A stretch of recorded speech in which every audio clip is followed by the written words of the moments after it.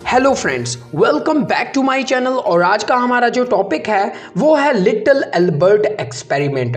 आज के इस टॉपिक में हम जानेंगे कि लिटिल एल्बर्ट एक्सपेरिमेंट क्या है और इस एक्सपेरिमेंट से हम क्या चीज़ सीख सकते हैं या किस चीज़ को डेवलप कर सकते हैं। तो टॉपिक को स्टार्ट करने से पहले मेरी आप सभी से एक रिक्वेस्ट है कि अगर आप हमारे चैनल पर नए हैं तो चैनल को सब्सक्राइब करके बेल आइकन को प्रेस कर दें ताकि जैसे ही हमारी कोई न्यू अपडेट है आप तक उसकी नोटिफिकेशन जल्द से जल्द पहुंचे। तो without any time wasting, let's start it.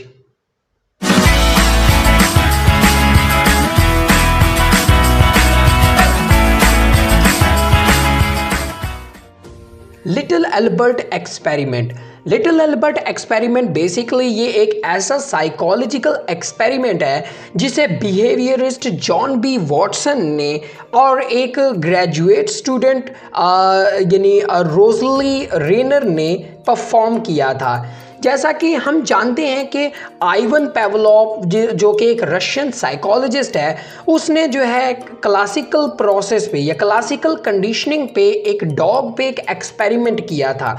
तो जॉन बी वॉटसन और रेनर ने उसी प्रोसेस को आगे लेके गए और उन्होंने इस चीज़ को जो है इंसानों में यानी ह्यूमन बीइंग्स में फाइंड आउट करने की कोशिश की।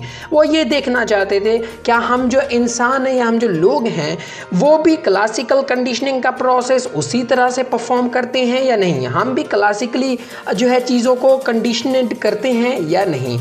इसी प्रोसेस को स्टार्ट करने के लिए या एक्सपेरिमेंट को करने के लिए जॉन बी वॉटसन और रेनर ने इस एक्सपेरिमेंट को परफॉर्म किया। ये एक्सपेरिमेंट बेसिकली एक छोटे लड़के पे, एक 9 महीने के लड़के पे किया गया जिसका नाम लिट एल्बर्ट बी था, जिससे जो कि बाद में लिटिल एल्बर्ट के नाम से भी जाना जाने लगा।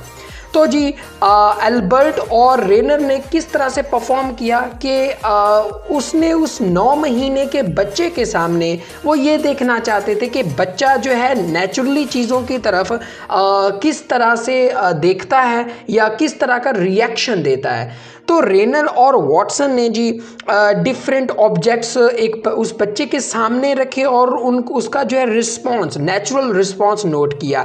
जैसे उन्होंने एक वाइट रैट, एक रैबिट को या एक मंकी को और कुछ मास्क और एक जलता हुआ न्यूज़पेपर सामने, इस तरह की चीज़ें रखी और उन्होंने जो है उस 9 महीने के बच्चे यानी लिटिल एल्बर्ट का जो है उसका मतलब जो बिहेवियर यानी रिस्पॉन्स नोट किया।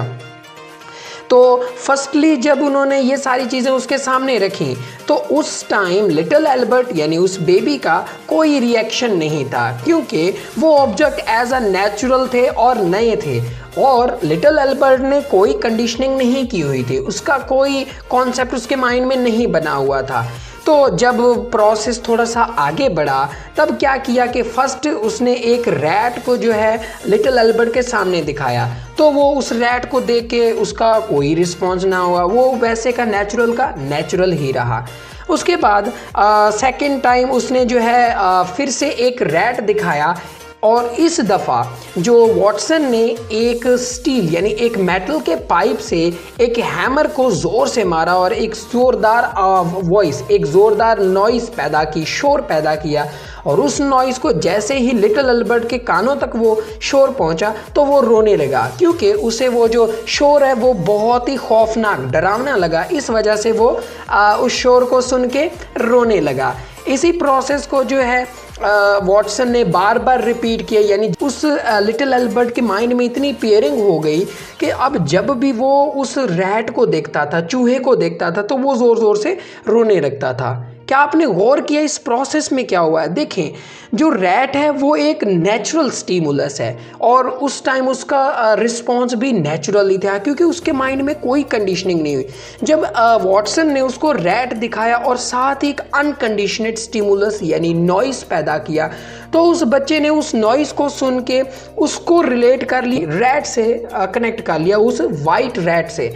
तो जब भी वो रैट को देखता तो रोने लगता। तो ये उसने क्या की, कंडीशनिंग की कि ये जो चीज़ है शायद मुझे इससे डर लगता है या ये मुझे चीज़ नुकसान पहुंचाएगी।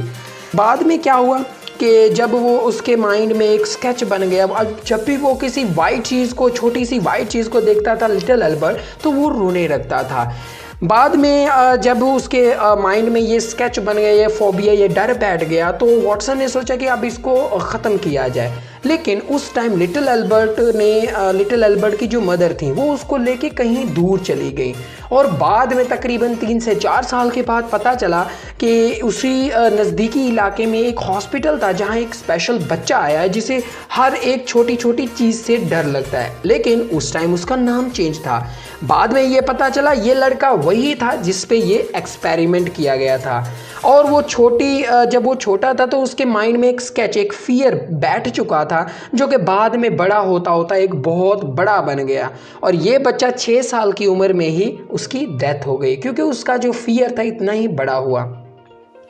तो जी इस एक्सपेरिमेंट से हमने सीखने वाली जो बात है वो क्या है? सीखने वाली बात ये है कि हमारी लाइफ में भी बिल्कुल इसी तरह होता है। हम बहुत सारे अपने माइंड में बहुत सारे डर को बिठा लेते हैं, बहुत सारी प्रॉब्लम्स को बिठा लेते हैं, और हम सोचने लगते हैं कि यार ये तो प्रॉब्लम बहुत बड़ी है, इस डर का तो मैं सामना ही नहीं कर पाता। और वो डर आहिस्ता आहिस्ता बड़ा होता होता इतना हो जाता है कि आने वाले चंद सालों में हमारी लाइफ बिल्कुल डिस्टर्ब हो जाती है, बिल्कुल क्लैशेस हो जाती हैं, और हम बहुत ही परेशान हो जाते हैं। इसकी जो सल्यूशन है वो यही है कि जब भी हमें कोई प्रॉब्लम है, कोई डर लगे, तो उस चीज़ का डट के सामना करना चाहिए, हमें उस चीज़ को उससे लड़ना चाहिए, तभी हम अपनी लाइफ को एक सूटेबल रास्ते पे चला सकते हैं। तो उम्मीद करता हूँ टॉपिक भी आपको अच्छे से क्लियर हो गया होगा। अगर इस एक्सपेरिमेंट के रिलेटेड आपके कोई भी क्वेश्चन है तो कमेंट सेक्शन में आप इजीली पूछ सकते हैं, और हम उसे सॉल्व करने की कोशिश करेंगे। तो मिलते हैं फिर हम नेक्स्ट वीडियो में इसी तरह की नेक्स्ट इन्फॉर्मेशन के साथ। तब तक के लिए बाय बाय।